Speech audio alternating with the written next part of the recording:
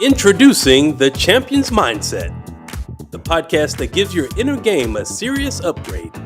Join internationally renowned mindset and performance expert, Aussie KATHRYN Orford.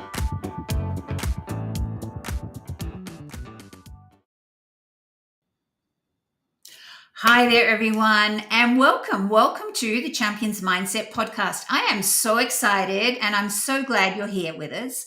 So, I had a podcast during the pandemic called The Inner Game of Winning, and I just realized it was time to start this all over again. So, today we're going to be talking to a former professional basketball player, but the Champions Mindset is going to be not only for basketball players or other athletes or sporting groups, because the bottom line is you're going to need a champion's mindset for anything you want to achieve in life. Would you agree?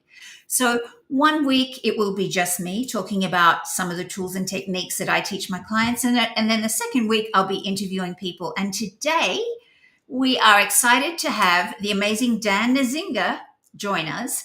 He is going to tell us more about his background, but here he is. Welcome, Dan. Thank you. Thank you for having me. It's an honor to be here and to recollect and talk about my basketball days. Thank you for having me. Yeah. So you didn't actually choose basketball as your first love, did you? No, I actually played soccer. I grew up. My older brothers, I had two older brothers, and they were all into soccer, and I was wanted to be like them. So as a kid, they put me as a goalie, and my first thing was like, I'm a goalie. And they were like, "Wow, he's good." And I was just dive for the balls, and I was that was my the first thing, and then becoming started playing as I got older, and then it wasn't until I was really 14 that I actually decided that okay, I think I can make it to the NBA. Let me try to do this thing. It was when I was 14. And wasn't it a friend of yours? Was it Vlad or someone like that that was aspiring to doing that? Yeah, and I hope he's watching. Actually, I invited him to watch. So I had a friend. So the story is when I had in like in seventh grade, sixth, seventh grade, I had made this friend named Vlad, and he was just upset. He was the best basketball player in our class, and he just loved basketball, and he knew everything about the NBA, and he knew all the stuff going on. And he said his dream was to make the NBA, and I was like, no, it's crazy. You know how many people try to make the NBA? There's like one in a million. There's like so millions and millions of people. Like you're never gonna make it. Those guys are so good and they're so tall. And he said, I think I can make it. I thought he was crazy. And but we he used to talk about basketball all the time. And then one day I was at home, and I think my dad changed the channel or something, and there was like an ESPN thing about the playoffs, and I'm pretty sure it was Charles Barkley or somebody. There was like some highlights. This guy was on top of the key and he shot it. And it hit the back of the rim and it went up and it kind of dribbled, rattled in. Another guy shot and missed it. And I've seen these guys like playing normal, like we play, because we used to play, but I never thought that we could go to NBA. And I said, hey, I can miss that shot. I was like, I can do that too. I can make that jumper. You guys missed a shot right on the top of the key. I can make that. And at that point, I said, I can make the NBA. I mean, I'm not realizing I was a kid, of course, not realizing those guys are actually 6'8", 6'10". My mind, I'm like, these are normal guys missing shots. I realize they're being guarded by 7-footers, which makes it a little bit harder, right? And so I remember that day that I just grabbed my ball. It was probably like 6 or 7 at night, and I grabbed the ball. We had a hoop outside. So where I lived, there was a hoop. My dad has a school. My dad's a pastor. There's a church, a school, and all these. It's basically I lived on an institution, basically, or a campus. And then I grabbed the ball and went outside and started practicing. And from there, I made a decision. I said, you know what? I have 8 years to make it. I have 4 years of high school. I have 4 years of college. I said I can make it, and that's when I just dedicated my whole life to basketball at that point. And did you find that everyone supported you, or did you get told you'd never make it? Well, at first, my dad didn't understand, and my mom like what gave me this love so much, and I was just like so obsessed with it. I went to the school and I went to the library and asked them for like ESPN magazine. They said we have a whole bunch of magazines for years ago that we never used. You can have them. So he gave me magazines from 1980. From 1980 to like the whole 80s of ESPN magazines that the school had been stacking up for all these years. And they let me have them. So I went and I cut out all these stuff when Jordan was in college, when Magic was just new in the NBA, and I just put all these posters up and everything on my wall. And everyone thought I was just going through a phase, but the phase never left. But my dad really said, "You're not gonna play anymore." Like after like years later, when I'm like junior in high school, and I'm really good. And my dad didn't want me to play. He was like, "You need to play in the organ in the church, not basketball." And I and I quit the choir. I used to sing. My brother had a church band, and I just went and played basketball. My dad used to say I sold my soul to the basketball, and he tried to get me quit a lot of times. And I remember just saying, I'm going through the punishment. Every time they punish me because of basketball, it made me love it more. It made me feel like, oh, I'm going through, this is going to be part of my story. Like, so all the persecution just made me like love it more. And one time I was like getting bad grades. And he took all the magazines and took it to the back of the house and burnt them all up. Oh, Yeah, he like burned all my. I'm like, why the magazine? Why are you burning my magazines up? I'm like, no, these are my stuff. And he's like, this is what's getting you in trouble. You know, and I said, I'm gonna love it more. They're gonna think I'm not gonna. So every time he left the house, I grabbed my ball and went to play. Like it made me practice harder because I knew that when he was there, I couldn't practice. Good thing he was really busy because he was always going to meetings and church and stuff like that. So even if I didn't feel like playing, if my dad wasn't there, that means I got to go practice. When he's there, I can't play. So I would practice, practice, practice, and sometimes when he'd leave and travel to go to other churches and stuff, I would stay late. The people at the church would take me. I stayed late up all night shooting free throws in the dark. Like I was, people were like, "You're crazy," you know. I'm like, all I need is my ball. And I just practice all day, every day, because whenever my dad wasn't around, I practiced. and then you got a scholarship. Yeah, and then it's quite interesting because in my journey, so I was born in the United States, but my parents are Haitians, we kind of had like both lives. I went to a school in Haiti that was an American school, and then I did some schooling in the United States in Pennsylvania and Oklahoma. So I kind of had like this both lives, and I'm realizing how different that was. So there was a kid, this was in Haiti, and his name is Dino. I hope he's listening to. He's a really, really good friend of mine, and he grew to be really tall. So we're like teenagers, and he was like 6'8", 6'7". Everyone told him to play basketball, and he was like didn't really like playing basketball. He had he had bigger problems, and I used to tell him all the time, play basketball, play basketball. You never know. But he was, Haitian. They don't have a passport, all that stuff. He's like, but that's not going to do nothing good for me. You're going to go back to the States, and you have opportunity. I don't. I'm like, you never know. There might be a missionary that comes here and picks you up and sees you how tall you are, sees you're good, and gives you a scholarship. You just never know, man. Keep playing, keep practicing. And he didn't really want to play, but we like harassed him so much. Man, if I was your height, and I harassed him. I was like, look, even if you never make the NBA or never go to the States, at least you'll be good here right now. You'll dominate people now. So and he got, we got better. He got good. And just like I said it when I was like during my junior year, and a group of missionaries came to do these thing we call these crusades, where there's like thousands of people come, and it's like one a week where they preach the gospel and everybody comes, and they came to do that. And one of the guys, he's like, he's like, wow, you're so tall, and I was like, yeah, we're gonna go to NBA. He's like, can he play? I'm like, yeah, we can play, and I was like pushing him. I knew that I was getting an opportunity, but I was more like saying, yeah, I'm like, look, your chance is coming, man. This guy, you might go to the States. And then so I would not have made, this was crazy because this little, like life, one little thing can change everything in the story. Mhm. So we were sitting there practicing, we were like playing in the yard. And so when they're doing the crusade, they came to get something. Like they came to pick something up around at the house, and they were leaving. But while they're in the truck waiting, something happened where the driver had to wait. They were waiting 15 minutes for the driver. And while he's waiting, he's sitting there watching us play. And here I am. He saw me. I'm just shooting jumpers. And he's like, wow, these guys can play. And he's like, the little guy can play too. I'm the little guy. I'm 6'2". Right? And he saw me making all these shots. And so he told his pastor, the top guy, he's like, we should recruit both of these guys. They can really play. If Because he came to say, hey, let me see if you guys can play. He passed the ball, and I did a head fake. I dribbled around him and I dunked it. I was like, bam, so hard. He's like, wow, these guys can play, right? But him watching in the car like 15 minutes. If the car wasn't delayed, I don't think none of this would have happened because he was so on fire about us that he went. But it really was starting with him. Dino was the guy, the main attraction, because he's 6'8". He ended up being like 6'10". And he was the main attraction. Like, we got to get this guy to the United States.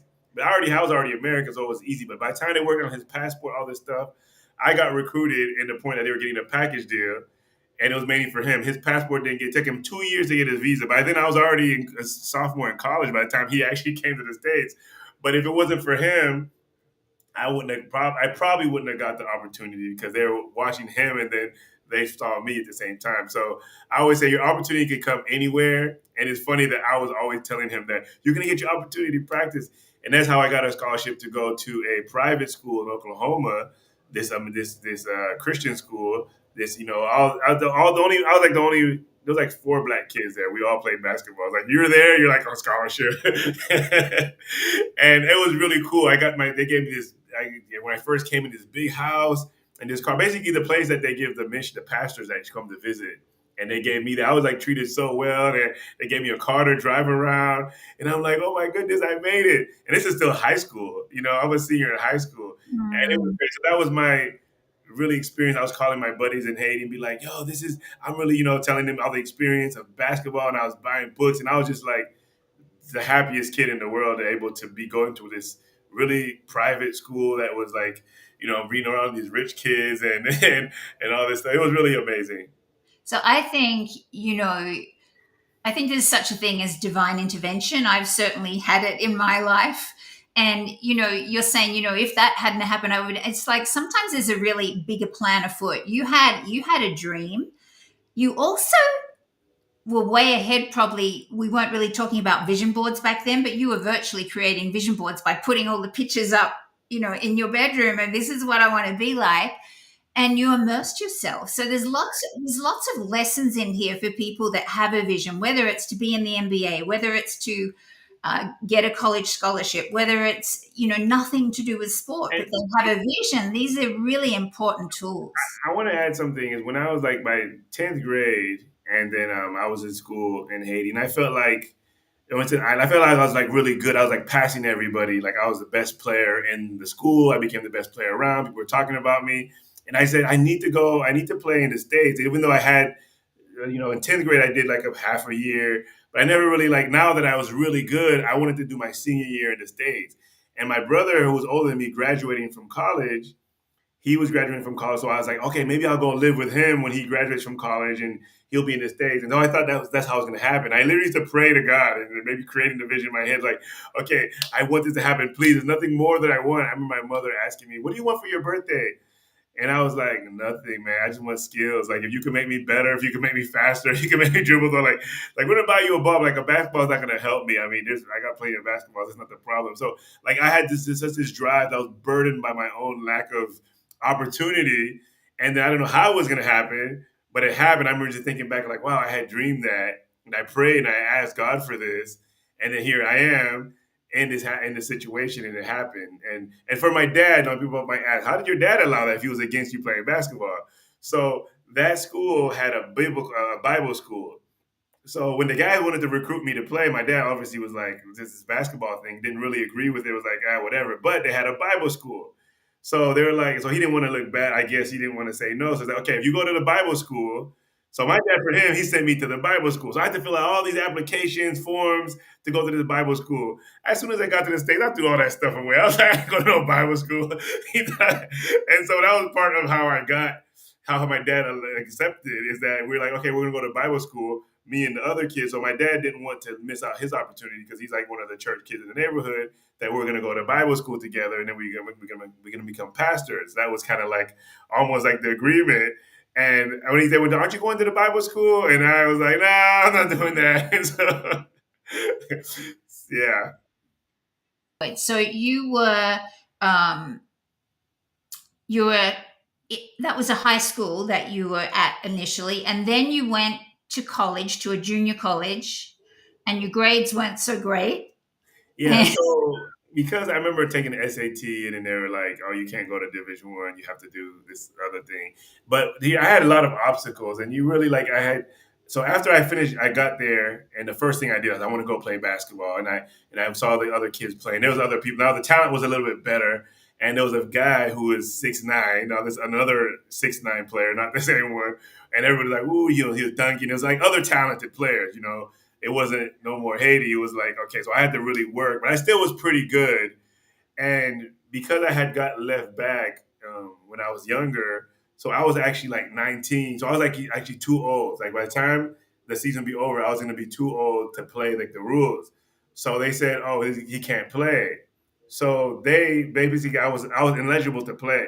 So the school was like, man, we brought this guy all the way here and now he can't play. And I was eligible to play basketball. And I was like, oh my God, please help me. This is my dream. So they wrote a special letter. Some of the athletic director wrote a special letter to the commission and say if they can give him permission. He's a kid from Haiti. He's not, some big talent. Like they're not recruiting him from somewhere, and they just say he's a missionary kid, blah, blah, blah. He wants to play.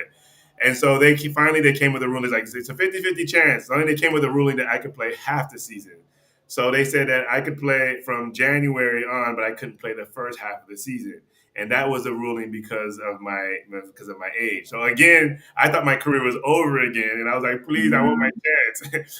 And then I got to play. So I have only played half the season, and in half the season, I ended up being in the top 10 of all time scoring. That's at the school. Like we have NBA players like Kalena Azubuike came from that school. He was actually a kid.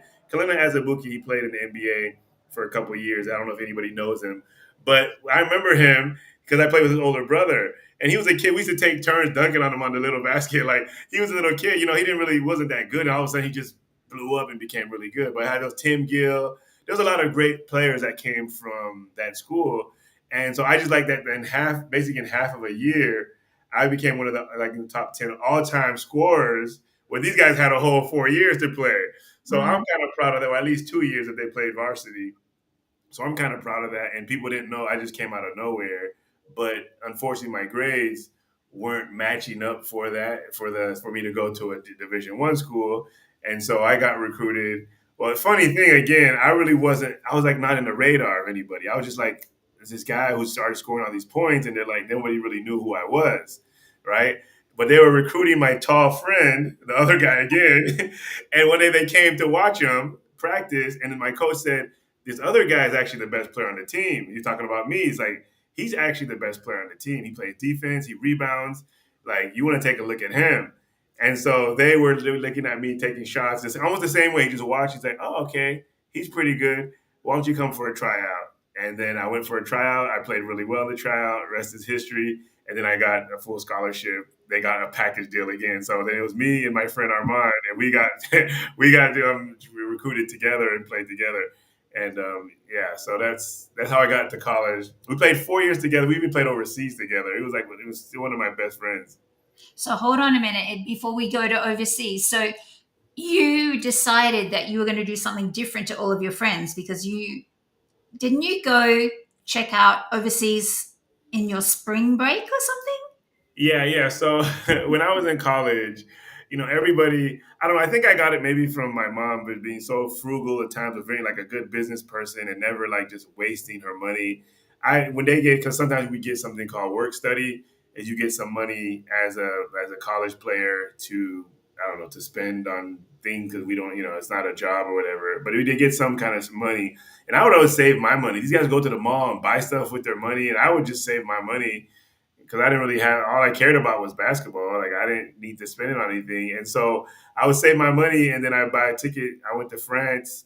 First, I went to Italy on the ticket. I went to France. I would just go to these places on spring break and to go try out for other teams. This was kind of more like close to my senior year when I realized that I'm like I might not be able to make the NBA right away, but I'm not ready to quit. Like I'm not ready because NBA scouts used to come to the school and sometimes they'd always look at the taller guys, the guys that are 6'8", 6'10", and I'm 6'2", and even my coach didn't even believe. He's like, yeah, you're only 6'2". He's not gonna, Allen Iverson. You're not gonna be able to make it. So I was just grit and grind and belief and saying, I don't want this dream to be over. I do not want to stop playing basketball. I have to go get a regular job. I want to keep playing. And so I just made up my mind, like, I'm going to find a school. I went on the line. I didn't even know. I went online and Googled basketball, leagues or whatever. And I saw there's a whole bunch of leagues all over the world.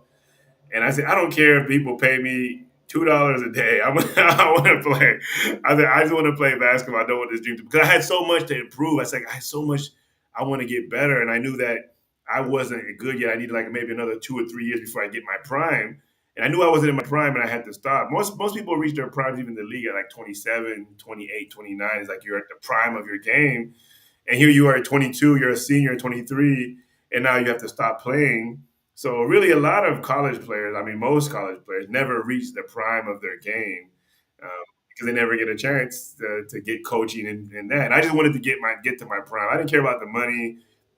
I just wanted to get there and like because there's something in me that just wouldn't be satisfied.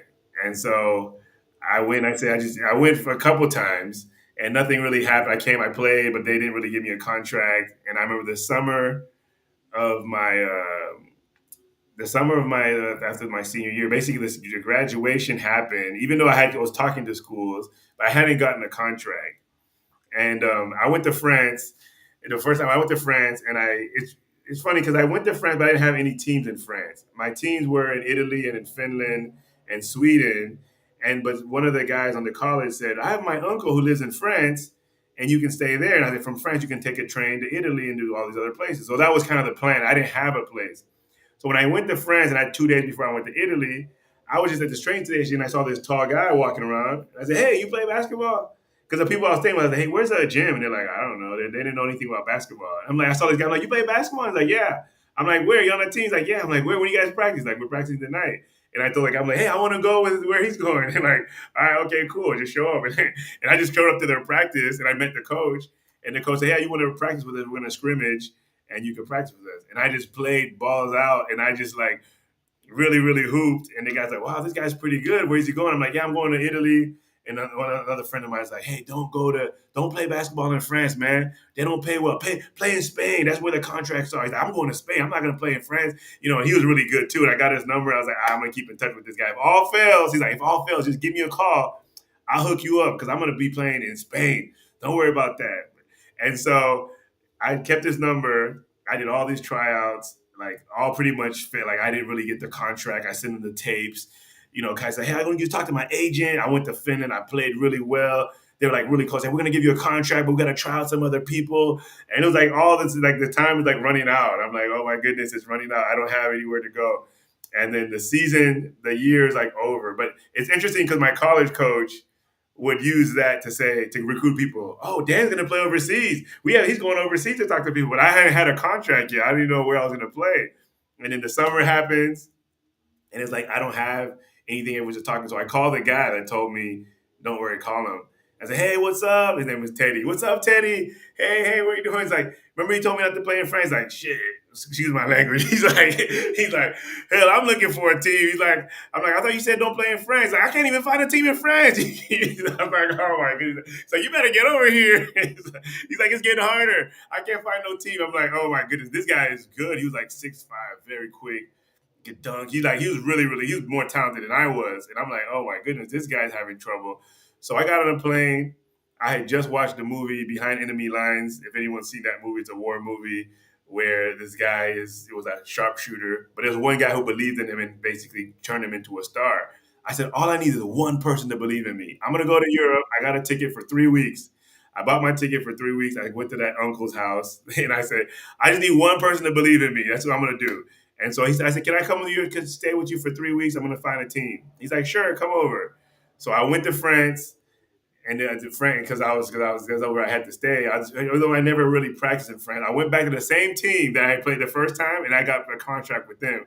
But during that 2 weeks, I went from team to team practicing, going to playing a pickup ball, talking to coaches. I did everything. And then when I came to that team, they're like, "You want to play with us?" Because when first time I came, I was so good. They thought I was going to go play in Spain and all that other stuff, and they weren't really one of the top teams. And they said, "Oh, you want a contract with us?" And right away, they were like, "Oh, let's sign this contract." They didn't wait for me to go back to the States. They were like, "Oh, we're going to sign this contract right now. Let's get this guy in." And it's interesting how the first team, I went all over the world, and I ended up with that team, and I ended up spending 3 years with them, and I coached for 2 more years. So I stayed 5 years in France. Wonderful experience. You just had the most extraordinary grit, determination, never say never. It reminds me kind of my dad. My dad was, you probably know this, Dan, was a former professional cycling. He was an Australian cycling champion. So I got brought up by this guy who we didn't know anything called a mindset coach back then when I was little. But if there was, he was my first unofficial one because I used to say, my dad, the words "give up" were not a part of my dad's vocabulary. And it sounds like to me they weren't a part of your vocabulary either. And I think especially young people that are aspiring to doing what you've done can get knocked down so easily and give up. Same thing with me. It took one person. I got told I'd never make it as a professional dancer. Met a guy in Australia that was from England, followed him to London. That didn't work. I ended up finding a school that believed in me finally because I got told at 16, too old, too tall, flat feet, turning hip, forget it. And I got told it over and over.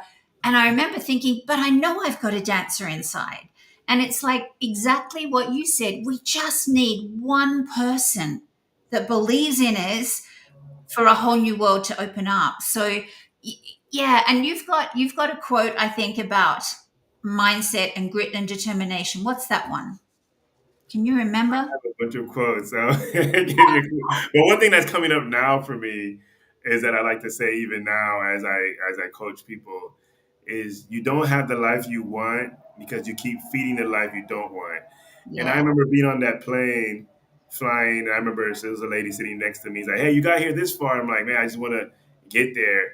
And I'm like, I just got to feed the life that I want. I'm not going to invest any time in the life I don't want. I remember my mom saying, "Dan, I was like, I'm senior, I'm graduating." I was a criminal justice major because I wanted to go to law school. That was my other thing. I wanted to be a lawyer because I was really good at talking. Everybody said, so good at debating. So, anyways, I remember my mom said, "Dan, you need to go to law school because you never know when you're going to get another chance. Life is like that. Do what you have to do now because life can get in the way. So just go to law school and get your degree and all that stuff." And after talking to her, I'm like, their life is very, very can get in the way, and I know I'm not going to get a chance to play basketball again. So that's what So instead of she was giving me advice, I said I can always go to law school later. I could be 50 and go to law school, but I'm not Mm, going to be able to play basketball. This is a small window that I have, and I'm going to go now. And so I didn't. Her advice was for another purpose, but it really made me realize that some things in life you got to do them even if you lose, and some things are not worth doing them even if you win. So this was one of the things where I said, even if I don't make it, it's worth doing it. I feel like, and I have so much respect for the guys in the NBA because I didn't make it to the NBA, but I played at a higher level in France. And I saw so many guys who were so talented that weren't in the NBA, that were mm, quicker, faster, that were just, I'm like, wow, how come this guy's not there? So then I was like, man, the NBA is, it's not what you see on TV. That when I saw these guys missing these shots, all of those guys are extraordinary good. So I have immense respect for every single bench player that plays in the NBA or that reached that level because I know how hard I worked to get to where I got to. But I'm happy that for 5 years I got paid. We got treated mm. well. I got an apartment. They gave me everything. The team would come and fill our house with food, and I got a paycheck, and I got to travel, and I got to go all over Africa and do all this stuff. So although I did not play in the NBA, but I got to live my dream and play basketball. And I wouldn't have a better I can't even think of anything that was better. Like if I could go back and play, I would do that. That's how great it was. Yeah, and it was the same for me when I finally turned professional after I found someone that believed in me. Una Billings, TV School of Dance in Hammersmith, bless her. Una's not with us anymore, but she believed in me, and that gave me the confidence to go home and open my first dance school, and then got married, separated, and chuffed off overseas. And I went, I'm going to rough it. I'm going to experience what this is really about, being a dancer.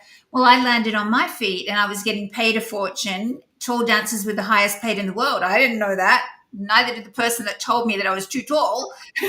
so, so I think, when we've got a dream, give it your absolute all, is what I'm hearing from you, because you never know where it's going to take you.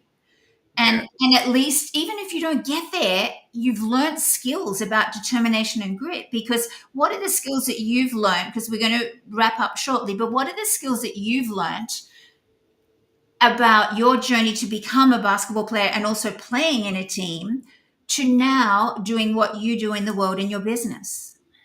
Oh, a lot. And the quote I think we were referring to is failure is not possible to the committed person or the committed mind. When your Yes. mind is made up, as long as you don't quit, you will succeed, and you won't. You just never quit. And so that's kind of the mindset I even bring to the work. And if I know we're a little bit over time, but if I can just share my first year experience when I played overseas wasn't the greatest. I struggled a lot with how the team plays. The basketball in Europe is a lot more fluid, a lot more sexy, not as muscular. That's in college basketball, NCAA. It was like you got to lift weights and bang. It was like a little more physical and hardcore and more athletic. And these guys were, playing in a way that the defense it wasn't really like all up in you. So they're calling fouls on me, and everybody wanted me to do well. And some of the teammates were jealous of me because I was getting all this praise, and they wanted to prove that they were better than me. Like, oh, this guy's coming in and you're paying him, and some of the team, which I didn't even know, but the team actually gave everybody a pay cut. They took some money for everybody to add more to my salary. So the Oh, guys that were already the stars of these teams, there was a team were kind of upset. Like, why am I getting my check, my thing? And these guys better be Michael Jordan, and I wasn't Michael Jordan. I actually had my little knee tendonitis, and it was kind of a rough start. So when I actually got the thing, I was really like being selfish. I was trying to score as many points as I can. I wanted to be Allen Iverson, like the guy, and a lot of the teams weren't really gelling. They weren't really feeling that. So there was kind of like a little division because the management who brought me in are putting pressure on the coach. So for my playing time and for my points, but the teammates aren't really going for it. They don't like it. So so there's like, it was really a weird thing where the coach has to play me. And like one time he didn't play me a lot. And the general manager came down on the court during the halftime, walking to the coach, like, "You need to play him." Yelling at him. He's like, "Hey, I'm the coach. I can do what I want to." They're sitting there in an argument, and I'm like walking by, like, "Oh my god!" So when they do play me, so he puts me in a position. If I don't play well, and he takes me out of the game, he's like, "Look, that's why I take him out of the game." So it was just like a weird thing. But by the end of the year, it was a shift happened where I stopped playing for myself. I stopped being selfish. I said, "Okay, you know what? Enjoy the game." And the shift happened when, because of this conflict, sometimes I would actually act up. Like I see the other players act up. This is not college anymore. This is professional, where there's grown men, guys in their 35 years old, grown men. There's all kind of people. That's so different from college, where everyone's kind of the same age group. We had a kid that's 20, some guy who's 38, and everybody in between, 29. So people would just go home. They would come to practice like a job and then go home with their families. And I'm used to college. We're all in the same dorm. We all go hang out together. This mm, wasn't like that. These guys didn't talk to each other. They weren't friends. They came and did a job. So it was really like to adapt to that culture. It was like, "Hey, where's my friends? How come we aren't hanging out?" And the guy's like, "We don't hang out." Like, what? So that was like a weird thing in itself. And I remember I was like, "You know what? I'm gonna go to another team. I don't like this thing." I just bear me with like this one story, right? And then it was like a game. We had a home game, and I decided I was going to quit. I decided I was going to quit, and I was going to just go to another team, let the season die, or whatever. I'm like, man, I could just go to another team. There's a whole bunch of teams in France. I was like looking online, looking at teams and everything, and I'm like, I'm gonna go to another team. I don't know what team, but I'm gonna go to another team. So I'm in that apartment that the team gave me, and the game starts at 8. We're supposed to be there at 6, and it's 6, and I didn't show. I just stayed. 6:30. I'm just staying at home. I'm not doing anything. I'm like, they're gonna figure out I'm not showing up. Of course I'm like 24, 23 years old, whatever. It's very immature. And I look at 23-year-olds making these dumb decisions. And I was thinking, I was that young, you know.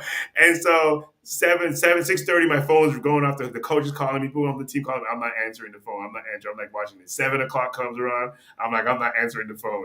Right? And people are probably worried what's going on. But that time I was fed up with the team. I didn't like the culture of the team. I didn't like how things were going.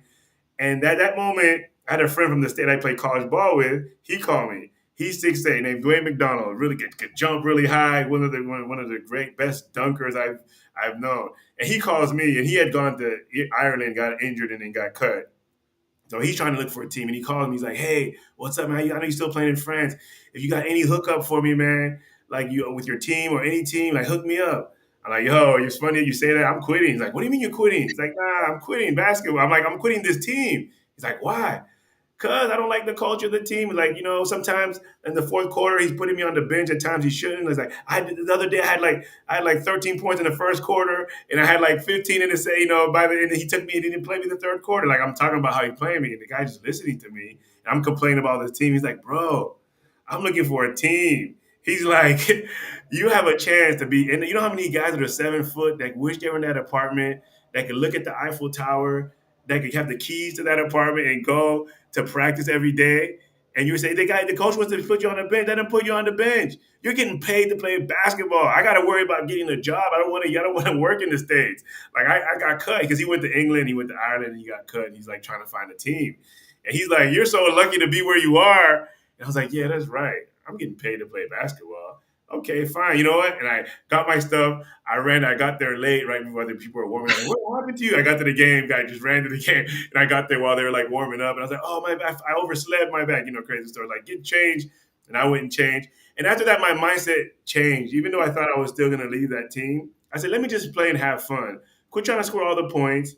I'll just get Mhm. rebounds and pass to everybody." I started setting screens, and people were like, "Oh, he's kind of changed." Like, and the months that followed, it seemed like my scoring went down. Like, "Oh, it's like you're not, as good." But I was doing so much other things, and then the other stuff I could do anyway. So then everybody wasn't focused on me. Like the defense wasn't just trying to focus on me because I was trying to score. If there were two people on me, I try to score. Like it doesn't matter. I'm double team. I'm going to try to score. I was a ball hog, and I'm not really normally like that. After that, I started passing the ball. I'd only shoot when I'm like wide open. I played defense, and all of a sudden my teammates started liking me. Then the same guys that were telling the coach to take me out of the game, they're like, "Oh, put him back in the game." I'm getting rebounds. I'm passing. And I said I didn't need to score, and all of a sudden the scoring came so easy. I used to fight so hard to score 20 points because I felt like I could score 30, but that coach kept on taking me out of the game. So when he puts me in the game, I'm just trying to get my points up.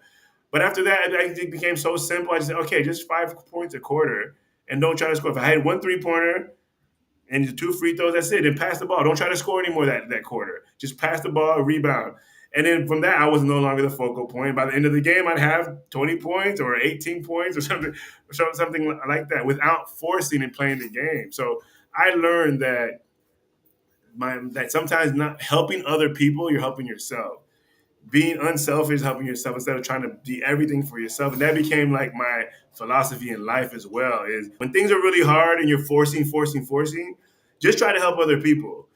Try to help other people around you, and then naturally you're going to be wide open because you're trying to get other people open. You're trying to pass to other people, and then hey, I'm wide open, and I can score easier. So that's Yeah. the thing I learned. Sorry, I went overboard, but I think that's such a very good No, story. I love your passion, Dan. And you know what I also got from that part of your story as well, which I think a lot of, I don't want to say predominantly men or young boys and men playing, but I have noticed it tends to happen a little more with men than women, is you put your ego on the back burner.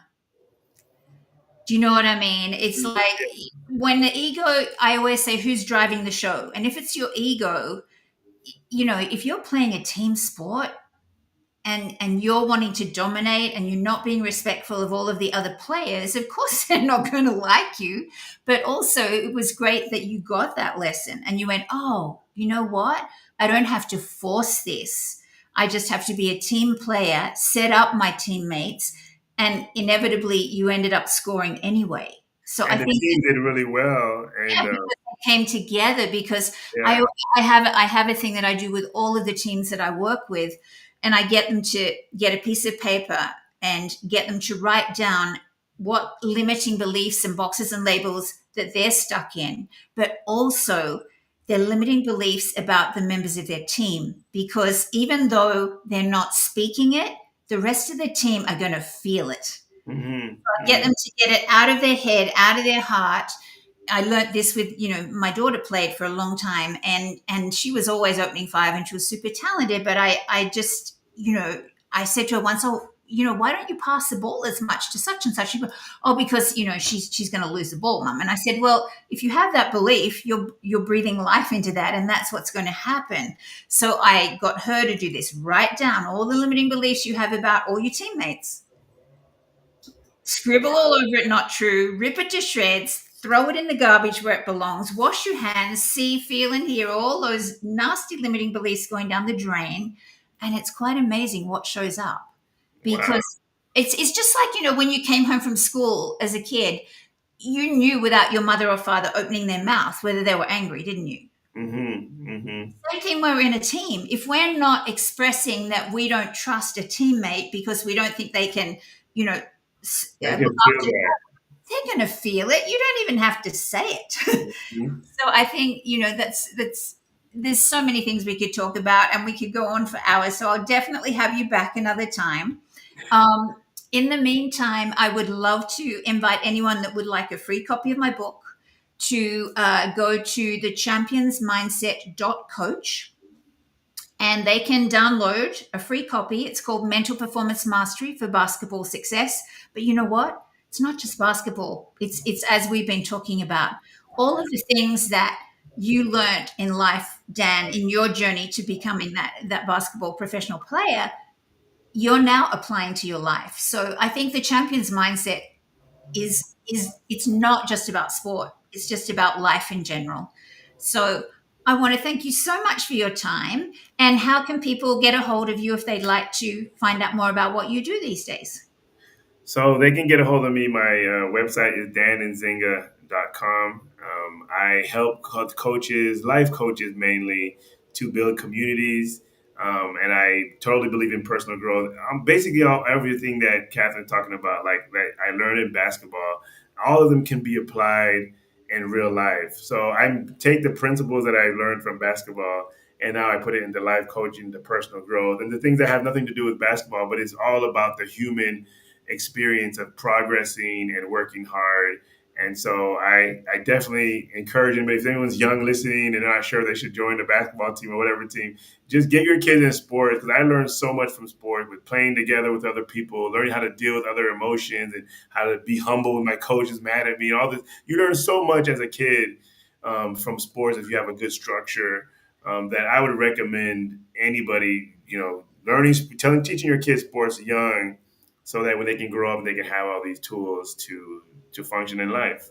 Especially team sport as well, because I've just found I was in, all sorts of different teams. We played softball, netball, track and field, relay, and things like that as a young primary school kid. And that really, like, it doesn't, if you can be playing sport in a team and you can think, oh yeah, I'm not very good at sport, I don't know why I'm playing this. But we're on teams all of our lives. We're on family teams, we're on hobby teams, we're on work teams. And if we can learn those skills through sport, then it translates to the rest of our lives. Would you agree? Yeah, no, definitely. The same principles, the same grit, and the same lessons that you can really learn, and learn how you are and how you deal with pressure and how you can improve and help other people. Yeah, yeah. So for those of you that have joined us today, thank you so much. And we'd love to know. I'd love to know, in particular, what challenges you have regarding mindset. Feel free to comment below when this live is posted on all sorts of places, LinkedIn, Facebook, etc. Um, and next week, I will be talking about whatever you feel you need as much support in. So please let me know. You can also send me an email to Kathryn at thechampionsmindset.coach, or comment on our social media, and I will see you all next week. And Dan, I'd love to have you back some other time. Thank you very much. It's an honor to be here. Thank you. Okay, bye. Thanks for watching The Champion's Mindset with KATHRYN Orford. Don't forget to like, comment, and subscribe. See you next week.